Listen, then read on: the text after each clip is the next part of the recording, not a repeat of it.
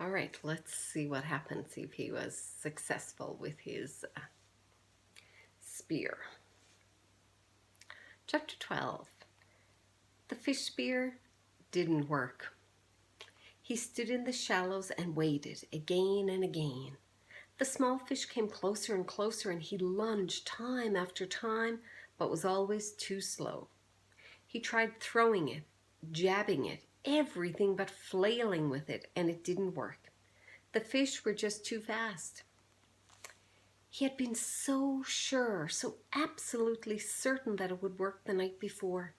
Sitting by the fire, he had taken the willow and carefully peeled the bark until he had a straight staff of about 6 feet long and just under an inch thick at the base, the thickest end.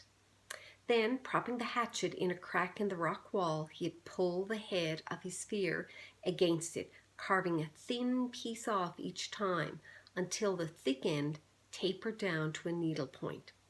Still not satisfied, he could not imagine hitting one of the fish with a single point. He carefully used the hatchet to split the point up the middle for 8 or 10 inches and jammed a piece of wood up into the split to make a 2-pronged spear with the points about 2 inches apart. It was crude, but it looked effective and seemed to have a good balance when he stood outside the shelter and hefted the spear. He had worked on the fish spear until it had become more than just a tool. He'd spent hours and hours on it, and now it didn't work.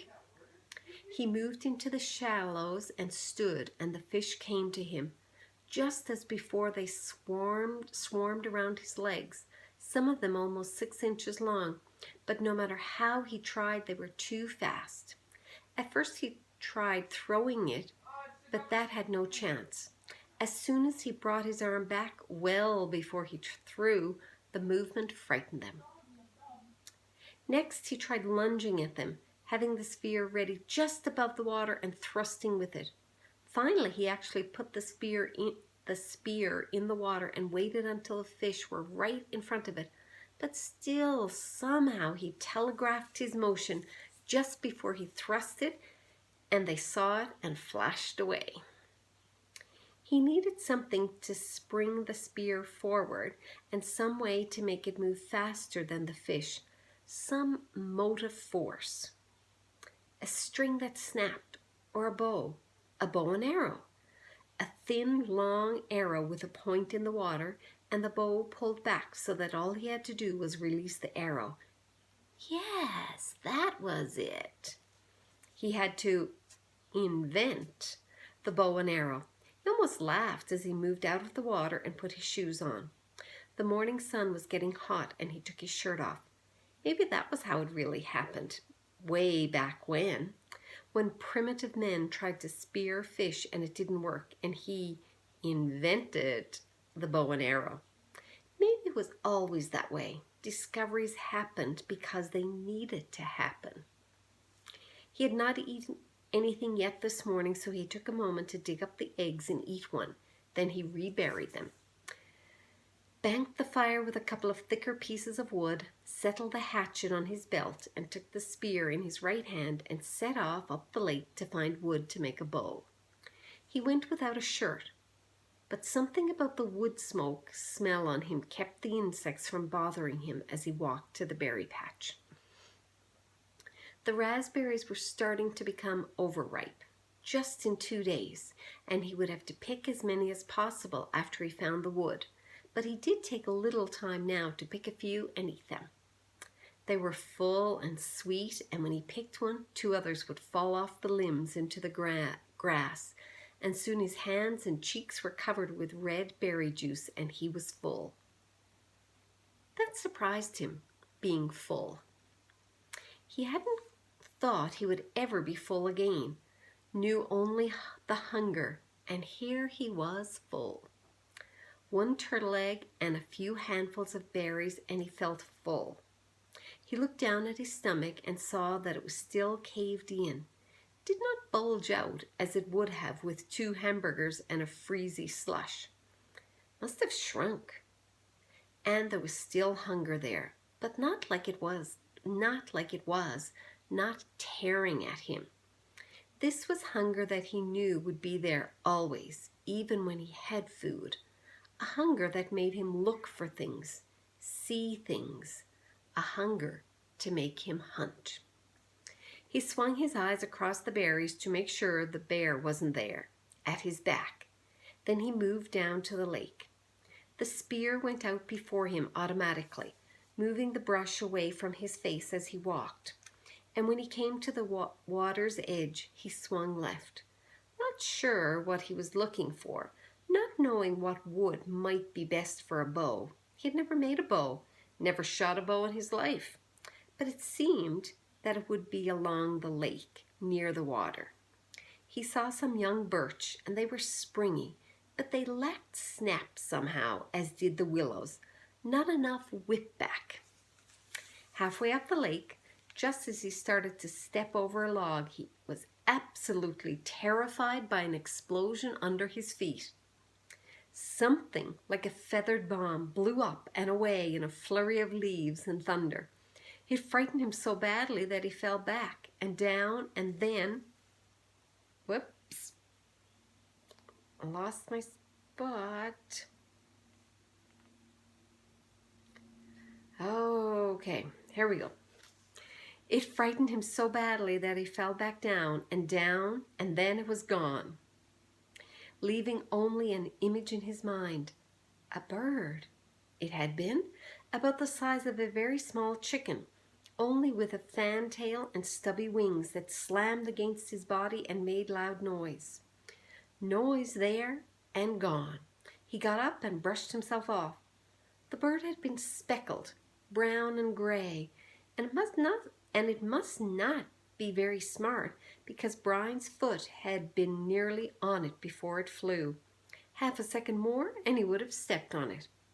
And caught it, he thought, and eaten it. He might be able to catch one, or spear one.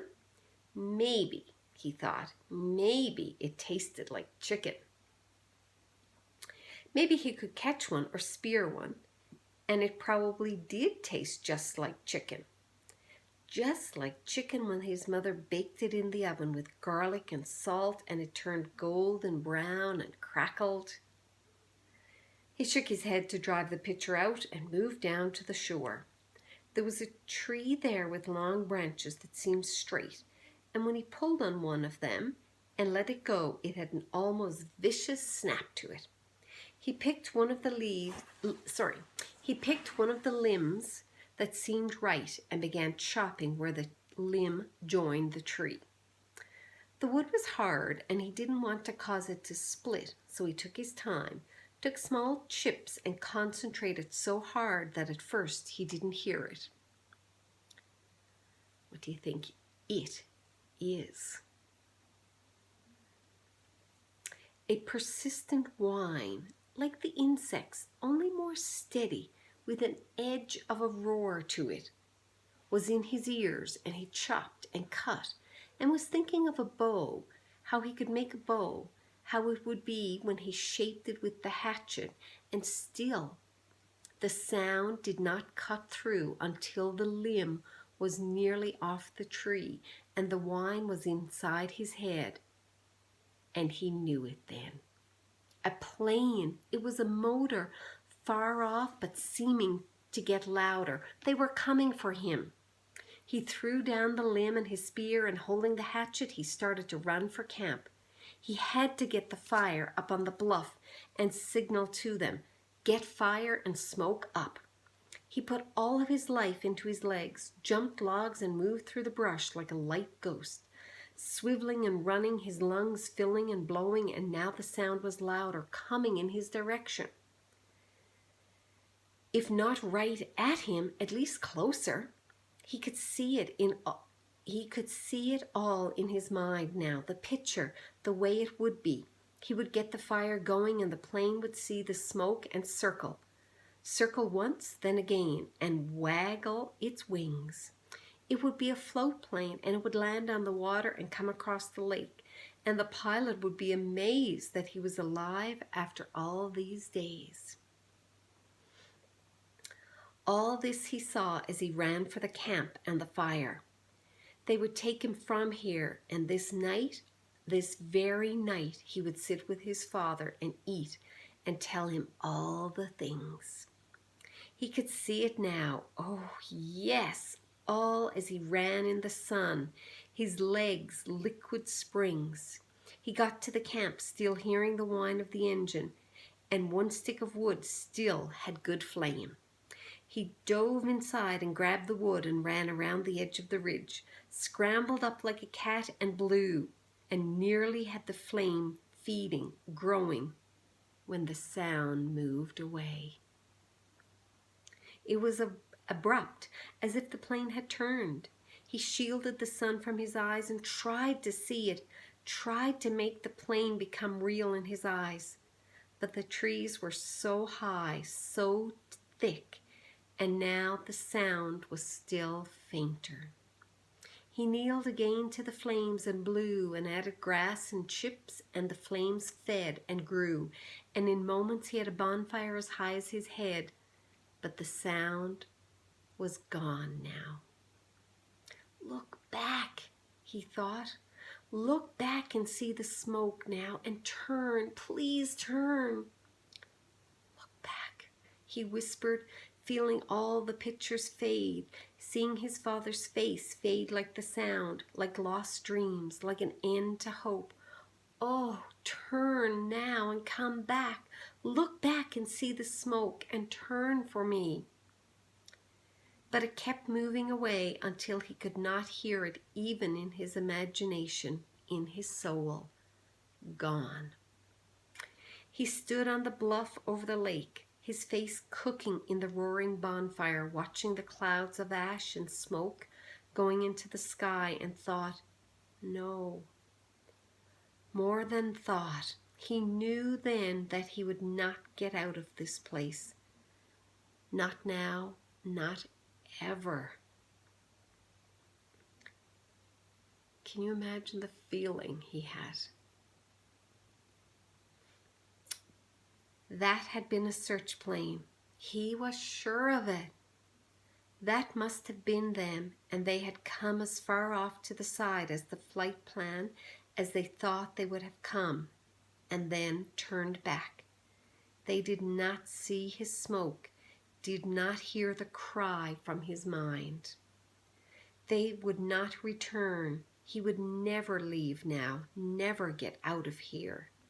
He went down to his knees and felt the tears start, cutting through the smoke and the ash on his face, silently falling into the stone. Gone, he thought finally. It was all gone. All silly and gone. No bows, no spears, or fish or berries. It was all silly anyway, all just a game. He could do a day, but not forever. He could not make it if they did not come for him someday. He could not play the game without hope, could not play the game without a dream. They had taken it all away from him now. They had turned away from him, and there was nothing for him now. The plane gone, his family gone, all of it gone. They would not come. He was alone, and there was nothing for him.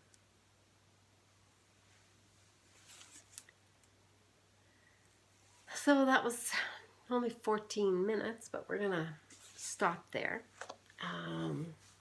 I cannot imagine how devastating that feeling would be, knowing that he heard the plane and he ran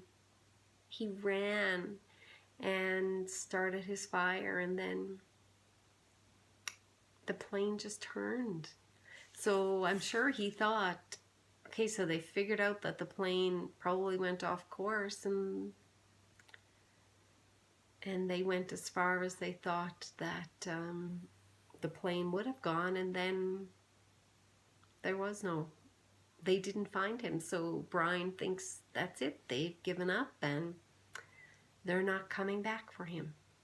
So he just must be unbelievably devastated with that. So we'll have to see tomorrow how he deals with this stress.